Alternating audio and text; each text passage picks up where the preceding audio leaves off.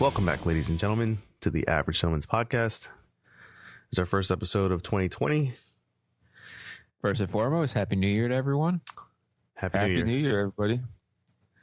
Happy to be back. Happy to be back. Last episode was a Christmas episode, and we wish everyone happy holidays. My New Year's didn't go so well. I know you guys had an okay time. But I guess my ass didn't see 9:30. I was in bed before my son was asleep. Yeah, that's pretty funny. Yeah, we just had some of the family over. I mean, we all made it up past midnight, but nothing crazy anymore. Yeah, I mean, I stayed up past midnight with the kids, but a few hours before that, I kind of stepped out of my house to go get some coffee for my wife and my mother-in-law and myself. And as I came home, I didn't realize, but I pulled into the driveway and I was texting with Scott the cop for a few minutes.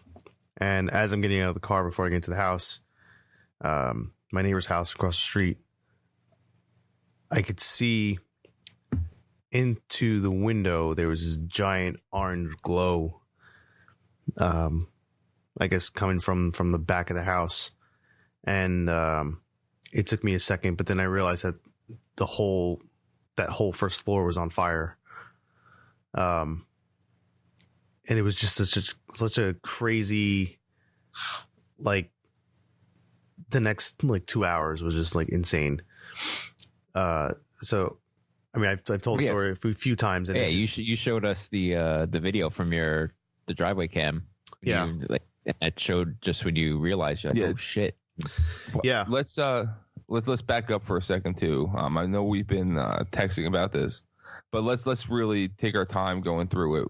Especially for the listeners, who don't necessarily know 100% what's going on. So you came home from getting coffee. Yeah. So and you saw your neighbor's house. There was a fire in the window. Is what you saw. Yeah. So there's a fire in the window, and I literally I pull into the driveway and I get out and I'm walking around my minivan, and I don't know what made me think to just look over there, and it wasn't even that dark yet, so it was still kind of bright out. Let's say it's around 4:54. You just know when something's wrong in your neighborhood, man. Right. You just feel it. Yeah, and I just walk around the minivan and I look over, and then like I said, I see this orange glow, and I'm like, it took me a second to realize what it was, and I was just like, holy shit. I ran up my stairs to the front door, rang the doorbell. My oldest daughter came to the window and I said, go grab mommy. As I pick up my phone trying to call 911. My wife comes to the door. I kind of wanted her to know that I was home before I just kind of ran off over there to go try and help. Right. So she came outside. I said, there's a fire. I'm on the phone with 911 as I'm running across the street. Now, our one of our guests, Brian, he was on a very early episode with us. I actually ran over to his house because his house is next door to the fire. One of the first kind of instincts was like, shit, if something happens, I gotta let them know because I see that they're all home. Like his mom's home, his dad's home, he's home. So I was like, first instinct was, because they may not even be aware that the house next door is on fire. They need to evacuate. They had no idea. They had no clue. So I'm on the phone with 911. I'm telling them that there's a fire, and the guy, the dispatcher's like, is this the address? I was like, I guess it's between, I didn't know the number of the house because I'm never over there, but I told him it's between the two streets, and he was like, okay, someone's on it. I was like, all right. I see Brian's father in the dining room through the glass of their front door, and I'm I couldn't find the fucking doorbell, so I'm banging on the door, and he gets up and he comes over, and I'm like, there's a fire next door.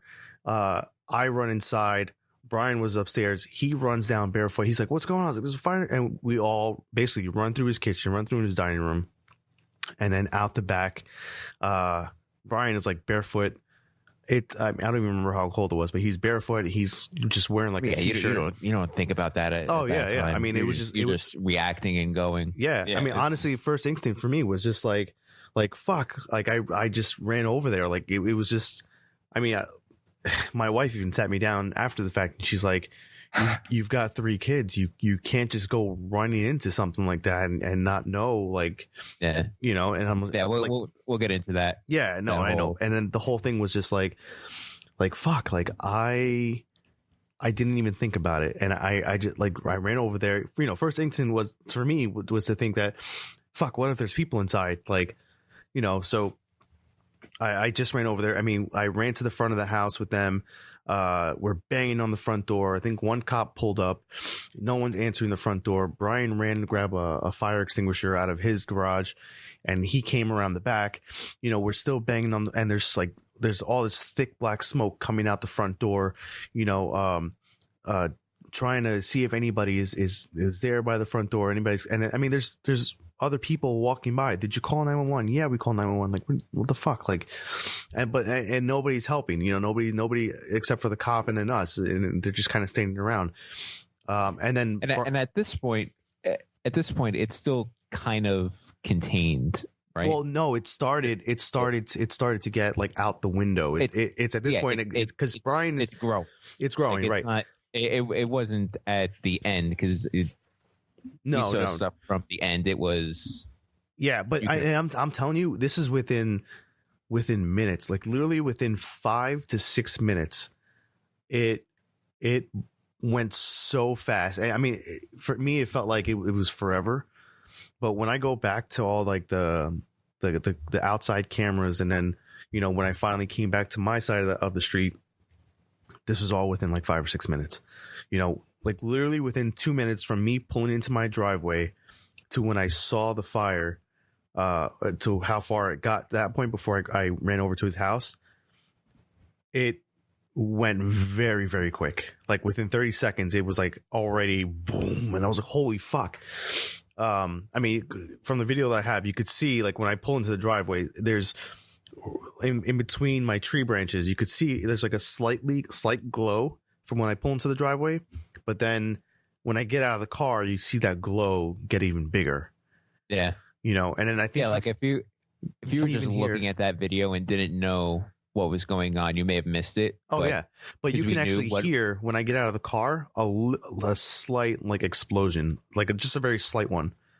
And, you know, my mother-in-law pointed it out. She's like, you can hear it when it actually kind of like blows a little bit. And we don't know if it's a window or what.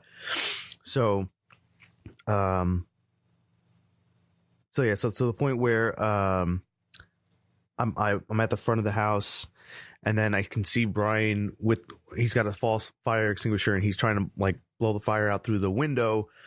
And at that point, I'm not exactly sure what was going on. I know I ran towards the back where the deck was, and because I saw Brian get on top, and I didn't know what was going on, but I think the guy that lived in the house, so it was the guy and his wife.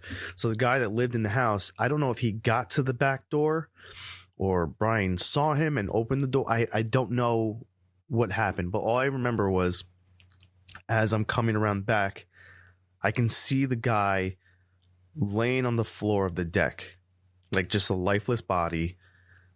His back was towards me. And I mean, he was wearing like a vest and maybe like some shorts or something. I don't remember exactly, but I remember Brian, and there was another police officer there. Like, so Brian said that he tried to grab him by the arm to pull him, and he must have been so burned that his skin was just kind of like peeling off. Oh God. Right. And then I know that him and the cop, were grabbing him by his vest or his shirt or something, trying to pull. And I guess it must have been just like a burst of flames that came out just like above the guy. And it was so hot that I think it like burned the top of Brian's head. And when I talked to Brian a few hours later, he was okay. He said he just felt more of like a sunburn. he had no burn blisters or anything like that, or anything that he didn't even go to the hospital. He just said, it just feels like a sunburn. No, but even that, put that into perspective. How long does it take for you to get a sunburn? And that was instant. I know. And then, at this point, when that burst of flame came out, I can hear my wife and my kids from across the street screaming and hysterical crying, because I think they thought that I was there. Like I got caught in that inside in that burst, even inside, or I got caught in that burst or something. Because at that point, we were also screaming for someone to help because they couldn't get to the guy. He's just still laying there on the deck. No, is he completely out of the house, or is he? He was out of the house on the deck. So he was actually able to. I don't know if he came out, like I said, or Brian pulled him, or the cop. I'm not exactly sure. All I remember was when I came back around the corner, towards the back of the house, I saw him lying down on the floor of the deck, and this is outside the house. So in part of the video that I sent you guys, where the flames were like spewing out of all the windows and the doors and stuff, and you can see the firefighters with the hose. So where the firefighters are, that's how far that one burst of flames came out. Jesus. Yeah. So, and when you're looking at that from like across the street, so you can't see me, but I'm actually behind the pool, like behind the fence down further. So like the bottom of the window is actually above my head. Okay. Right. So you wouldn't be able to see me. So when that happened and I heard them screaming, they didn't see where I was. And they just thought that I was in there. Yeah. So your head was like, my head was level of the deck. Exactly. So, like when I realized it got to that point and I heard them screaming, I kind of made my way around, and then I showed them that I was okay. But at this point, like I want to say that they were able to get the guy, and I kind of just made my way back because at that point, I mean, the flames got so bad that I couldn't even. There was nothing else that I could do. Yeah, at that point, you have to.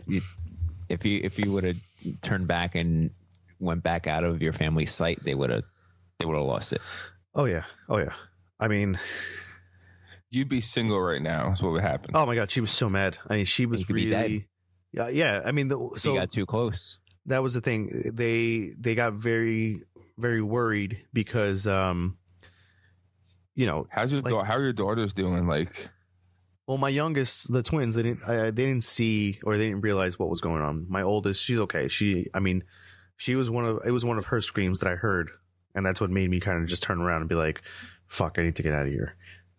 Because this could have honestly turn out in a different way. No. I mean, now that I look back at like all, how intense it was and how close I was to it, it could have ended a very different way. And it was, it's very intense. I mean, there was nothing else I could do, at this point. There was nothing that, anyone else can do. We have volunteer firefighters, it took them a little bit to get there. Whoever did show up did whatever they could, but I mean, this was a pretty bad one. This was an elderly couple, yeah, they were an elderly couple. Yeah. So the wife, I think they weren't able to get to her at all.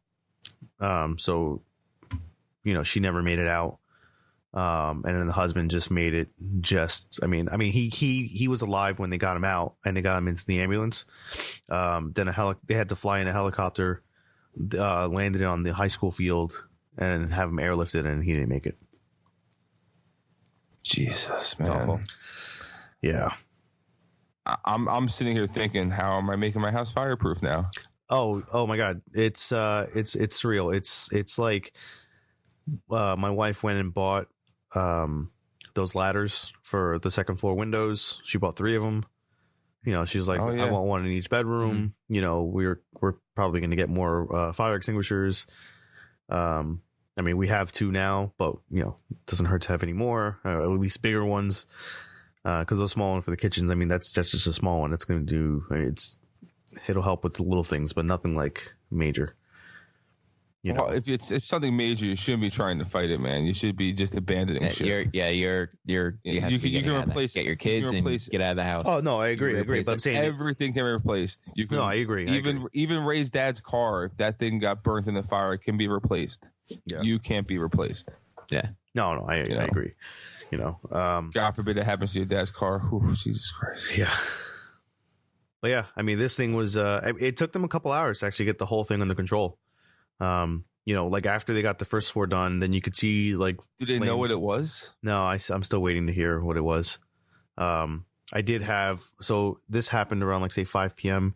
I did have. Did they pinpoint where it started at least? I guess there's another neighbor there that thinks from where it happened from the window, they think it happened in the kitchen. I'm thinking Christmas tree, man. It's that time of year. That could be too. You know, we don't know. 5 o'clock, the automatic lights kick on, something sparks. You know? Yeah. I mean, it could be that. It could be. I mean, it could have been a number of things. You know, we just don't know. So I actually had the county prosecutor's office, so like a detective, come by. I guess he went and spoke to Brian, and then Brian gave him my info, and you know, he was asking me questions and how I saw it, and I showed him the video from the 2 cameras I have outside, and I said, this is what, you know, this is my reaction of what happened, and then this is what I did. You know, so he didn't ask for a copy of the video, but he has my info. If he needs a copy, you know, they can come by and get it anytime. But I mean, in hindsight, I mean, I even told my wife, I said, you know, what if I was a few minutes earlier? I can hear your voice now that it's still bothering you. Oh yeah. Like just how you're articulating it. Yeah. I mean, it's, I do have to say I have a little bit of anxiety still. You know, like I didn't think about it. I didn't think about how I was feeling or anything when I went over there. Like I didn't, I just kind of just jumped. Yeah. It's instinct. You're programmed. Yeah. You went into fight or flight and you reacted. Yeah. You know, and that's the thing. It's over. It's over now. It's, you know, it happened but I still have that anxiety feeling. And it's been a couple days. It's been, you know, essentially 2 days at this point. Oh, and I know it's going to take a little bit to go away and to deal with it. Dude, but you honestly are suffering from a post-traumatic stress is what it is. It's possible. It's 100% is. It's post-traumatic stress. Yeah. It's not like you were in war and you saw your buddy blown up by a mine 3 feet from you, but it's still the same exact clinical diagnosis. Yeah. And it's, you know, and this is good. You know, like I didn't want to come to you and say, hey, I think we should talk about this, you know, on the podcast. But I knew that you needed to talk about it at the same time. Oh, no, yeah. I mean, like I said, I've been talking about it, you know, with my wife and my mother-in-law and people here and there and in the town and stuff like that. But I feel like maybe that didn't help or maybe it does help. I don't know. I have no idea. It may not seem like it helps now, but it helps. Yeah, just to get it out, right? Yeah. But yeah, it is kind of rough. It is. You know, one thing that I catch myself doing a little bit is kind of replaying some of the stuff that I've seen or did in my mind.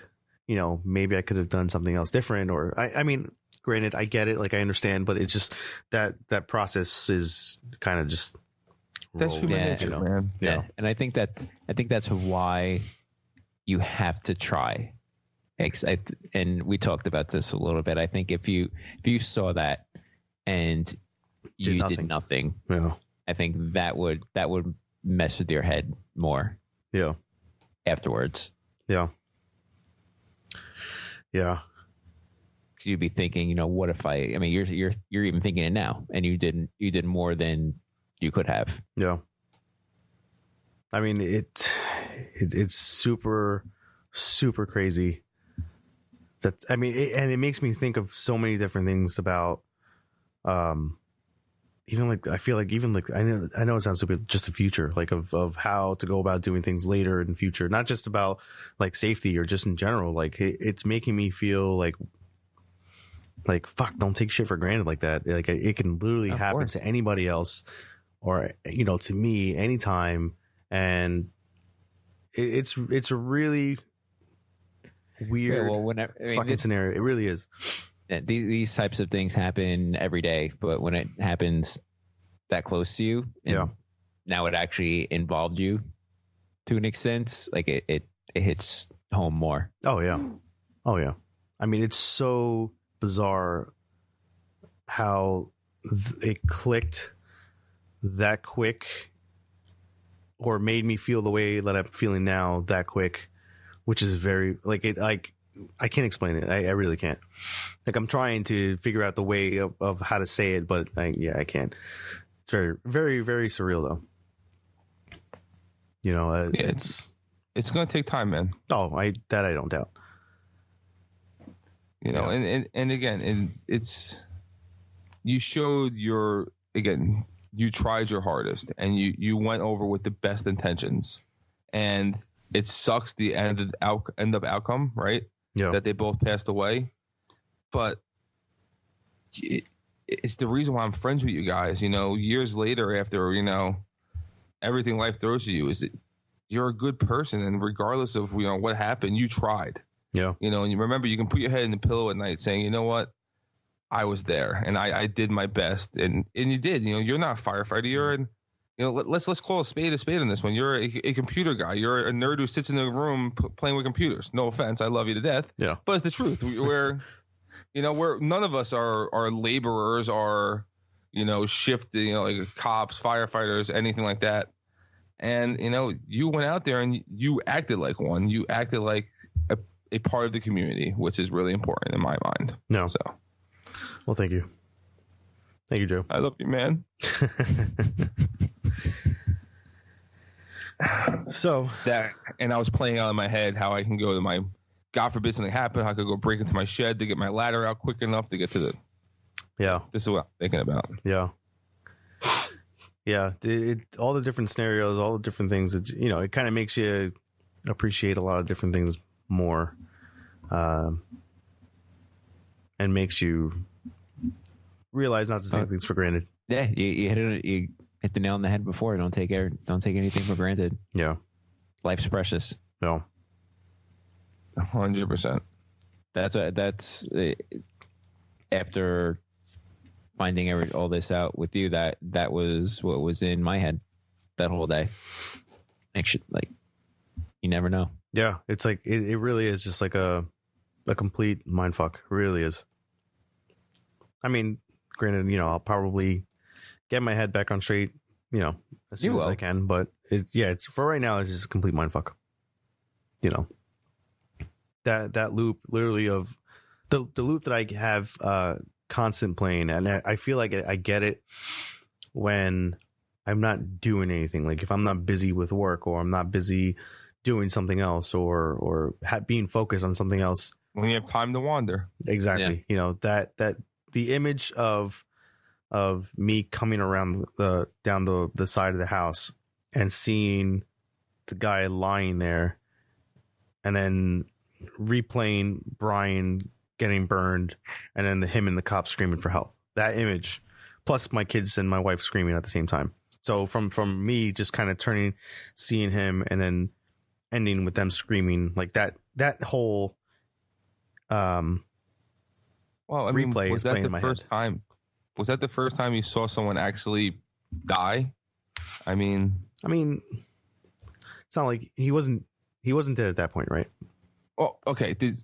Yes, but he wasn't walking down the street. He wasn't with an ice cream cone or anything. I mean, he was there. Okay, was that the first time he was in rough shape? Yeah, he was in rough shape. So that was I'm assuming this is the first time you ever saw anything like that, like in real life, right? I would say so. Yeah. Right. Yeah, I would say so. That's what it is. It's one thing to see Rambo go on the screen and slit someone's throat from ear to ear. It's a different thing to see someone who's fatally injured in front of you. Yeah, I mean, don't get me wrong. I've seen it's weird not stuff. it's not theatrical. It's real life. It's real. Yeah. It's the first time it's just very weird. Yeah. But I don't know what I was going to say. But Sorry.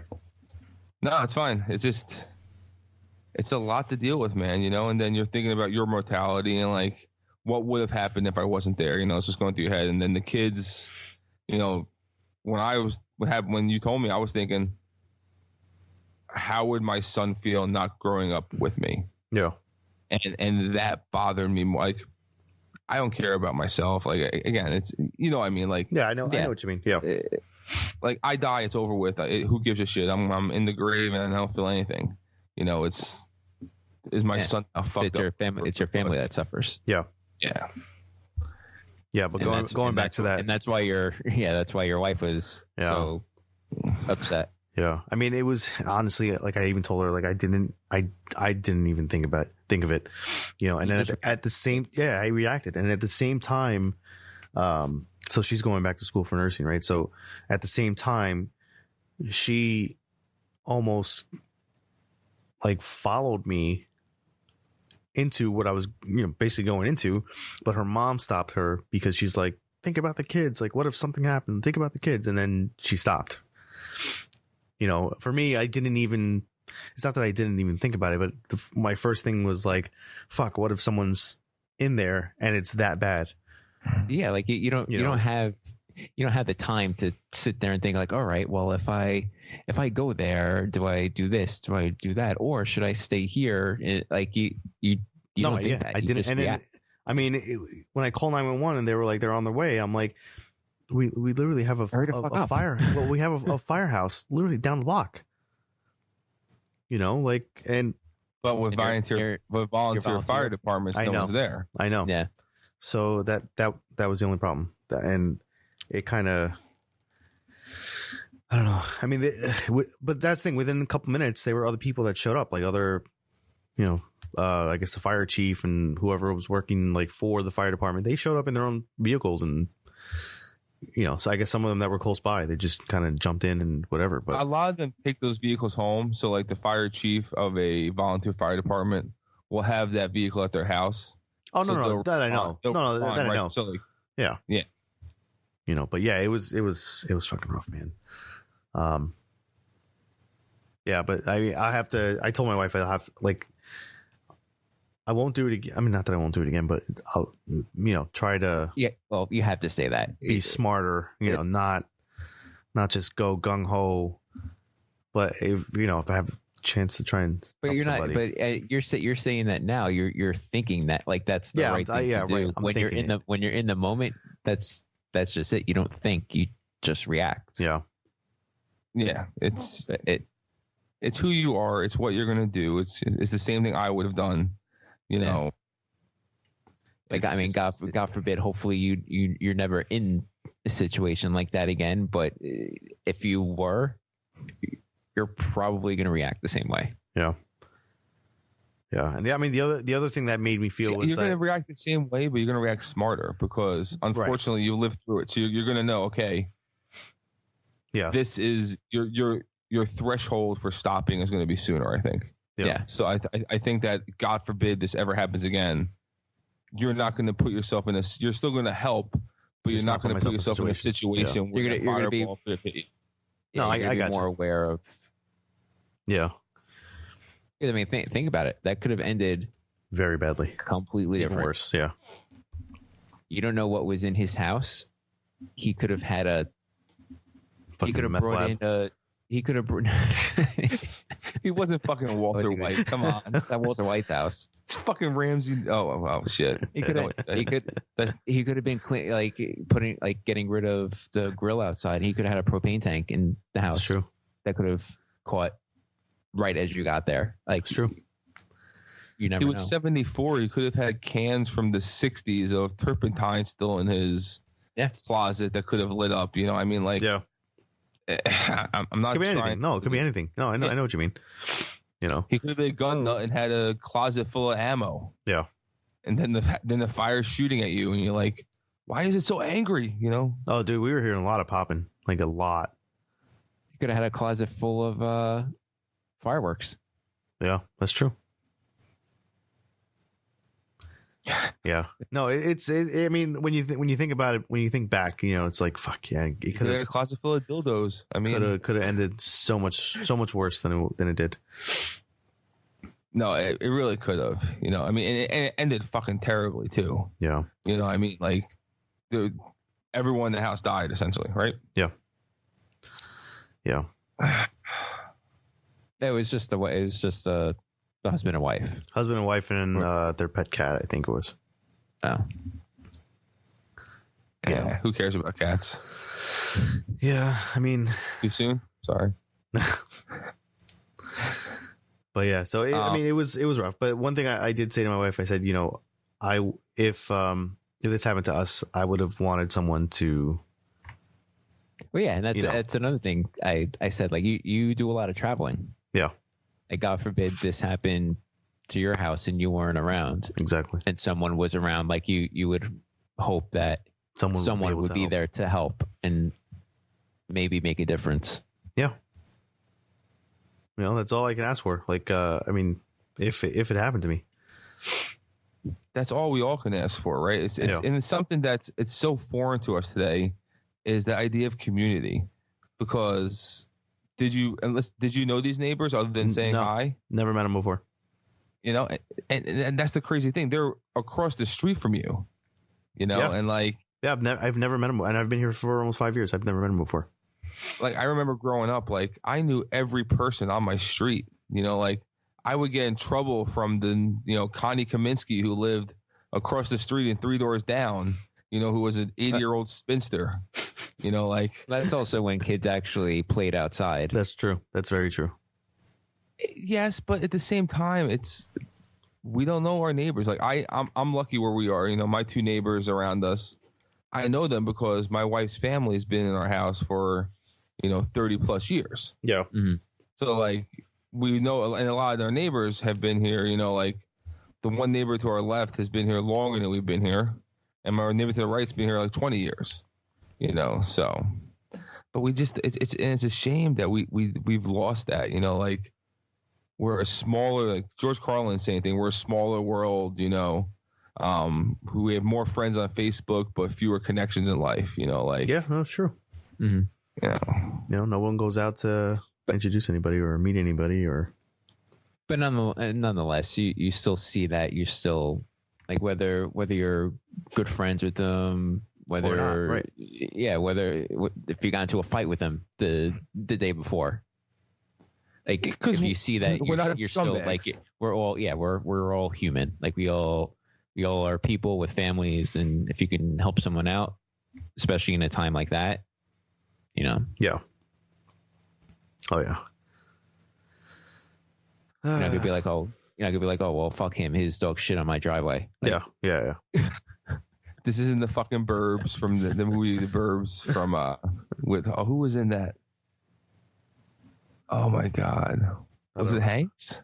I think it was Tom Hanks, young Tom Hanks. I don't remember the movie. And, really, great movie. It was about people who move into the neighborhood and they turn out to be like serial killers and murderers and shit. Oh, gotcha. No, I've never seen it. Worth the watch. Yeah, I'll check it out. But when I'm feeling better. Yeah. Yeah, it's probably not a good one to watch right now. No, it's all right. I mean, I listen, I feel fine. It's just, it's a little bummer. I get a little bit of flashbacks. What's that? Lots of comedies. Go watch, like Animal House. I mean, I've been watching a little bit of The Office. Just kind of, like I said, I think the last couple of days I've been trying to keep busy just to kind of keep my mind off of it for a little bit. But, it's fine. It'll. I need my windows cleaned. I can use some laundry done if you need stuff to do, man. I'll keep your mind busy all you want. I think that's why I put the video together. So I sent these guys like a 2.5 minute video of whatever video that was captured of the fire. I mean, it's just something to remind me, I guess. Sequence of events kind of thing. Yes. Mm-hmm. So, plus if the prosecutor wants to take a look at it, I can just give it to him. But, yeah, this is what happened. Could be your next job. You become a digital analyzer.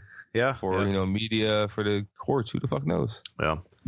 No, it just makes me like when I was putting that video together, it was just, it made me like I was just kind of inspecting it basically, and just literally like from the time I pulled into, and I was only sitting in the car for maybe like 30 seconds. I was finishing up a text, sent the text, and then I was grabbing the coffee to get out of the car. Literally from the time I pulled into the driveway and get out of the car, like that glow from the house was like 5 times worse than it was, and it was like, fuck, that shit was quick, like super quick. And these are times where Big Brother is helpful. Like how many people have Ring doorbells now? How many people have these, security cameras around their houses? Like, not to go off topic here, but there was news of an abduction that got caught on camera from a Ring doorbell that happened recently. Like, yeah, these are things that now this technology is helping with. Yeah. No, and I agree, and it's one of those dual-edged swords. Like as you're saying that entire statement, I'm thinking I agree 100%. That's great, but in the back of my head, I'm like, until it's not. It's great that we can find a Amber Alert quickly, and we can use this for everything we can use the cameras for. Until it's not. Until the government ultimately just takes over everything, and then again, I don't know how. I'm sure I could, but it would suck so bad having to relearn how to do everything, like to read a map. Like, yeah, I know I can still do it. I know I can plot a course, and here's a simple one: backing up in a car. Yeah, without using the camera. I still don't use the cameras 9 times out of 10 because, especially in my driveway, it's I have like paver blocks that I use on the mirror as my point of reference as I'm backing out. So it's a cleaner line because I feel like, at least for me, I can never go straight with those back cameras, even with the fucking grid telling me I'm going straight. So well, I use both. I mean, I'll really use it to see if I'm getting closer to a car behind me rather than, Oh, my parallel parking skills have gotten so much better than just tapping the car 15 times while you're parking. The Jersey City bump, Yeah. Oh man, but so it's. But happier things. Let's change the tone a little bit. Let's So you guys tell me about your New Year's. I mean, listen, but by the time I the whole thing was done, I was inside by, let's say 9:00. Done with the outside. There were the fire trucks, and they were doing the investigations all over the place. So I still stayed up with the kids, stayed up with my wife, had a couple drinks to kind of calm me down. Yeah, and just kind of rang in the new year with the kids. The kids, all 3 of them stayed up till midnight, and then I stayed up for like another hour. Probably felt a little more special after you were able to settle and realize what could have happened. Yeah. Oh yeah. Yeah, it was definitely a different story. The anxiety thing was still there, and it was still there. I mean, it's still there as of today. I feel like now it's a little bit better, and hopefully tomorrow's go away a little bit more, and then just kind of progress. But yeah. It will. Yeah. I mean, again, it's not the same thing, but like when my father passed away, we were all there with him. Yeah. And we were all there when he took his last breath. And it took me a solid like 2 to 3 years to get to the point to where I closed my eyes and thought of my father. It wasn't of that last moment, because like he was, he looked terrible. Yeah. Like his mouth was like, it wasn't a great image to have. But again, it took me a long time when I closed my eyes, the first thing I saw wasn't that image. It was, like us doing something else. Yeah. As still, and I mean, it's the same thing. Our heads are essentially computers that have very similar processors to them for the most part, right? So it'll get there. It's gonna. every day a little bit better. Yeah. And just remember, keep the family there and that you did everything you could because you did. And that's what's going to kill you. It's going to be those dreams at night what where if like, moments. shit, could I have gone in the window and grabbed this guy out or grabbed his wife out or something, yeah, but you could have also been standing a foot and a half closer and lost your vision because the fireball sprayed gas in your eye. I mean, Yeah. Yeah, death is the worst case scenario, but you could have lost a limb. You could have lost could have lost a pinky. There could have been a window exploded and you got glass shards in your eye. Yeah. So you did good, man, and I'm proud of you, and I really am. Well, thank you. Mm-hmm. Yeah, I mean, feel bad for the guy. I know he suffered all those burns, but yes, but at the same time, I'm this sick demented fuck that will deep dive into stuff like that. When you get burnt that bad, oh, I know, he wasn't even worse. All of his nerves were done. Yeah. He was. Yeah, he died in that fire for all intents and purposes. Yeah. Yeah. Yeah. No, I get it. So, what are your plans for? So, by the way, can I just say how much I love this new setup because it lets us do the podcast and not have me driving an hour to fucking do it. Yeah, I mean, listen, we'll still get together every once in a while, but yes, I mean, this is because it's hard for us to get together, especially because of the holidays. This kind of works out for all three of us. We can still do an episode. We can do multiple episodes if we really had the time and wanted to.